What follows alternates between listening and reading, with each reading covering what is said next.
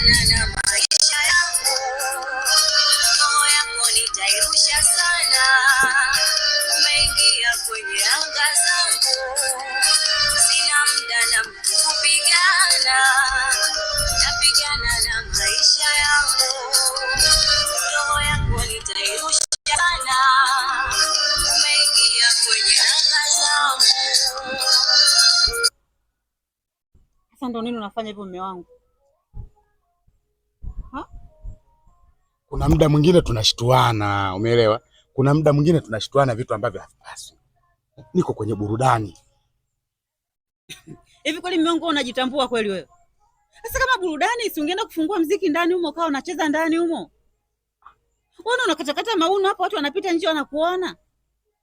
Kwa kweli nimeshaangalia usalama nikajua hapa kwa sasa hivi hakuna niniona. Bora nikonge moyo. Sasa nikikaa ndani humo ninacheza watoto wananiona na kwa aibu. Nikaona bora nije huku nifredhike, wenyewe wanaita kufredhika. Nikaona nikoshe moyo, baada ya hapo mambo mengine yataendelea. Sio tunashtuana vitu kama hivi bwana. Wewe macho yako yanazumu mpaka watu wa kule unawaona, si ndio? Kwa hiyo nataka nikuulize swali, wewe mwenzangu kule unamuona nani? Huko mipenyoni kwenye mibahazi huko watu wamekaa kwa na kuangalia, mume wangu unatia aibu, mambo gani hayo? Basi fanya hivi. Hebu shikia simu yangu hapa, mimi naenda msikitini. Nenda msikitini? Nenda msikitini. Shika. Uswali hata unzu umeweka? Huko kuna maji bwana, wewe peleka vitu hivyo. Wewe umekuja hapa kukatisha starehe hapa. Wewe umeniambia nicheze ndani, subiri. Nisharudi, ninakuja kutimbulika umomo. Nenda basi. Wewe mume wangu ndani. Masiala staki. Nimekuchekea chekea, wewe unaendaje msikitini hivyo? Umecheza cheza hapo na mijasho yako, hujaoga alafu unaniambia unaenda msikitini.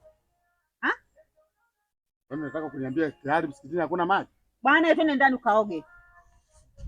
Twende. Ngoja nichukue viatu. Mzee wa ovyo huyu. Mwangalie kwanza na taibu. Basi twende mke wangu. Mwangalie kwanza.